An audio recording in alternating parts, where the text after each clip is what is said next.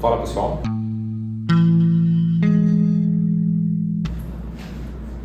Fala pessoal, boa tarde. No vídeo de hoje eu decidi fazer um conteúdo um pouquinho diferente. Eu não estou fazendo review de nenhum jogo, eu não estou xingando estranhos na internet. Eu decidi focar um pouco mais nesse aspecto assim do QI dos meus inscritos. Então no vídeo de hoje eu decidi dar uma aula de cálculo integral para vocês. Primeiramente, o que é o cálculo integral, para que serve, na onde eu vou usar isso na minha vida, e a resposta é bem simples na verdade. O cálculo integral, a principal função dele é você encontrar a área de baixo de uma curva, não importa qual curva. E esse é o principal ponto, porque você deve ter visto isso no ensino médio, um gráfico mais ou menos assim, pedir para você encontrar a área de baixo dele. Então você fazia, ok, isso daqui eu posso cortar um retângulo, eu calculo a área desse retângulo, aí eu vejo isso aqui é um triângulo, eu posso fechar um triângulo aqui, multiplico por aqui e divido por 2, e eu encontro a área de baixo da figura. Mas e se você tiver um gráfico que é mais ou menos assim? Usando a geometria básica que você aprende no ensino médio, você não consegue calcular a área disso aqui. E esse é o principal motivo da gente ter inventado o cálculo integral há uns 300 anos atrás. Isso aqui tem uma aplicação na vida real? Tem sim. Por exemplo, você tem a velocidade de um veículo, você tem quanto tempo levou para esse veículo chegar a uma determinada posição e você quer calcular a posição dele, o espaço em que ele está. No ensino médio você provavelmente recebeu um gráfico assim, dividia ele em figuras geométricas que são fáceis de você calcular a área, dividir isso aqui num triângulo, calculava essa área aqui, velocidade pelo tempo, a área debaixo do gráfico é igual à posição final do carro. Mas de novo, a vida real não tem figuras geométricas simples para você conseguir calcular a área facilmente. A vida real são curvas. São coisas imprecisas, são coisas que você não tem controle sobre. E como é que você calcula a área de baixo de um gráfico que não obedece à geometria básica? O que você faz nesse caso? Você usa o cálculo integral que eu vou ensinar para vocês, que vocês vão adquirir esse conhecimento na aula de hoje. Eu não consigo dividir isso aqui em figuras geométricas perfeitas. Eu não consigo, por exemplo, transformar isso aqui num triângulo porque vai ter pequenas imperfeições que vão me impedir de fazer isso. Mas o que a gente faz no cálculo integral é a gente subdividir essa região em várias formas geométricas que a gente consegue calcular a área, que são simples a gente calcular. Então, por exemplo, não é fácil você encontrar a área disso aqui, mas é muito fácil você calcular a área de um retângulo. Então, por que a gente não usa o retângulo que a gente sabe determinar a área e a gente usa isso como uma forma de a gente medir a área sobre esse gráfico? Então, por exemplo, vamos dividir isso aqui em três partes iguais. Vou subir uma linha aqui e vou fechar retângulos. É uma aproximação. Isso aqui, você querendo ou não, é uma aproximação para a área do gráfico. Não é uma aproximação boa, mas a gente pode melhorar isso aqui. Então agora preste bastante atenção, isso aqui é importante. Vamos dividir em mais partes ainda, vamos colocar mais retângulos debaixo da área desse gráfico. 1, 2, 3, 4, 5, 6. Vamos colocar os 6. É fácil de ver que agora que a gente adicionou mais retângulos, a gente tem uma aproximação bem melhor. A gente consegue calcular a área de todos esses retângulos, somar todos eles, e a gente vai ter algo que é mais ou menos parecido com a figura original que a gente tinha. E esse é o ponto principal. Se você entender isso, se você entender que quantos mais retângulos você for capaz de encaixar debaixo da área desse gráfico, melhor vai ser a aproximação que você tem, melhor você vai entender essa matéria. Então acho que é interessante a gente mostrar um exemplo real de uma aplicação disso. Vamos lá. Certo. Esse aqui é o gráfico da função x ao quadrado, f de x igual a x ao quadrado. É uma paraboloide, você deve ter estudado isso no ensino médio. E agora vamos fazer a suposição de que eu quero calcular essa área aqui, de 0 até 1, sobre o gráfico de x ao quadrado. Como é que eu vou fazer isso? Usando os retângulos que eu apaguei porque eu sou estúpido. Você deve se lembrar que quanto mais retângulos eu for capaz de encaixar debaixo dessa área, melhor vai ser a aproximação que eu tenho. Vamos dividir esse intervalo aqui em n partes iguais. De 0 até 1 dividido em n partes iguais. O valor exato de n não importa. O que você tem que saber é que a gente dividiu o intervalo e ponto. Para cada uma dessas divisões que a gente fez, a gente vai ter um retângulo. Então aqui vai ter um retângulo pequeno, aqui um pouquinho maior. Os retângulos vão crescendo conforme a função vai crescendo também. A gente vai ter algo mais ou menos assim, basicamente. E o nosso objetivo é somar a área de todos esses retângulos. Como é que a gente faz isso de uma forma fácil, sem que a gente fique o dia inteiro aqui somando áreas de retângulos? Esse aqui é tanto, mais esse aqui, mais esse aqui. Como é que a gente faz isso de uma forma prática? Com algumas considerações. A base de cada um desses retângulos vai ser 1 sobre n. Vai ser o tamanho do intervalo que eu estou analisando, dividido pelo número de partes que eu dividi ele. Se eu tenho um intervalo de 0 a 100 e eu dividir em 100 partes iguais, você concorda que a base de todos esses retangulinhos vai ser de 100 sobre 100. Ou seja, 1. A base de todos vai ser 1.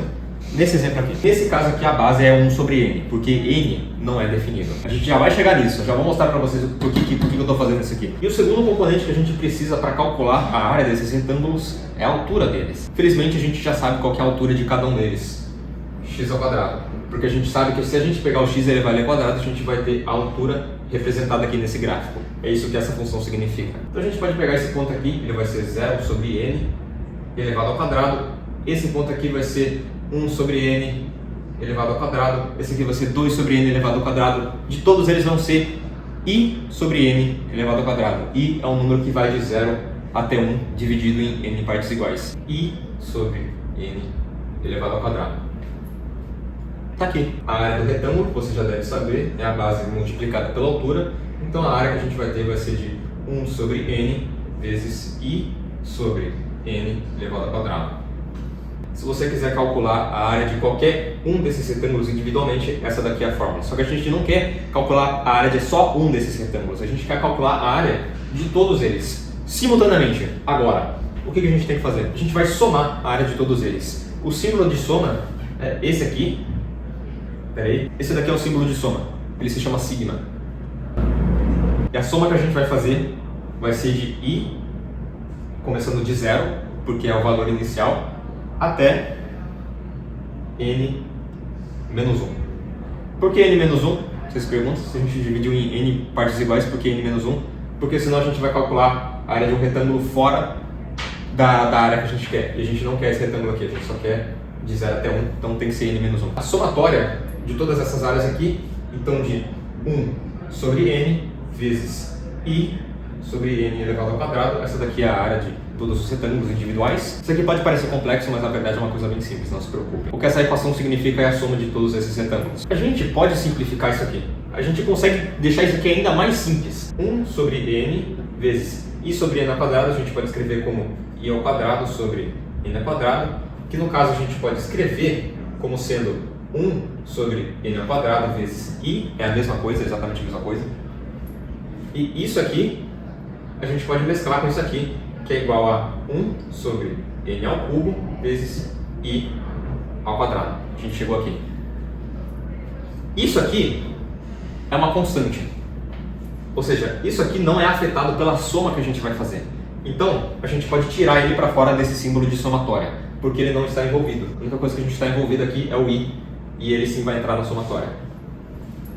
Então vamos reescrever isso aqui. 1 sobre n ao cubo somatória sigma de i ao quadrado. Existe uma fórmula para a gente calcular a somatória dos n primeiros termos ao quadrado. Então, por exemplo, 1 ao quadrado mais 2 ao quadrado mais 3 ao quadrado mais 4 ao quadrado, infinitos, a gente tem uma fórmula para calcular isso que a gente pode usar aqui, porque é exatamente o que a gente está fazendo. E essa fórmula é n menos 1 vezes n vezes 2n menos 1, tudo isso sobre 6. Calcular os n primeiros termos ao quadrado, vezes 1 sobre n ao cubo, que a gente tirou da somatória. A gente tem isso aqui até o momento. Se a gente multiplicar esses dois, fizer todas as distribuições, a gente vai chegar no seguinte resultado.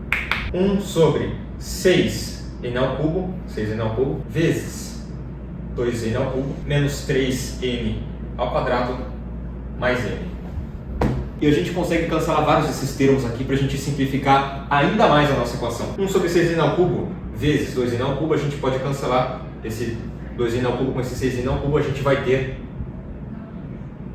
1/3. 1 sobre 6n ao cubo menos 3n ao quadrado, a gente vai ter menos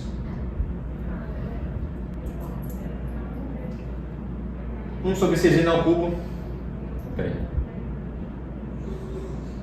1 sobre 6n ao cubo menos 1 sobre 6n ao cubo vezes 3n ao quadrado, a gente vai ter 1 sobre 2n. 1 sobre 6n ao cubo, blá blá blá, 1 sobre 6n ao quadrado. Se você pegar isso aqui, que a gente acabou de chegar, esse resultado aqui, que a gente não consegue mais simplificar, e você lembrar do começo da aula, a gente vai finalmente conseguir calcular essa área aqui. Quanto mais retângulos eu conseguir espremer debaixo da área dessa figura, melhor vai ser o resultado que eu vou ter. Em tese, se eu tiver retângulos infinitos, eu vou ter uma aproximação perfeita da área dessa figura. Deixa eu tirar isso aqui para fazer umas contas. Mesmo que você não tenha estudado o limite, mesmo que você não tenha visto isso no ensino médio, não precisa, você vai conseguir entender essa parte aqui. Terço menos 2 sobre... Isso aqui é a notação de limite, não se desespere. Isso aqui é basicamente uma pergunta. O que acontece quando o valor de n se aproxima de um valor muito alto? O que acontece quando n não para de crescer? Vamos analisar isso aqui. A gente está dividindo 1 por 2 multiplicado por um valor cada vez mais alto. Isso significa que esse valor, quanto mais n crescer, mais ele vai se aproximar de zero.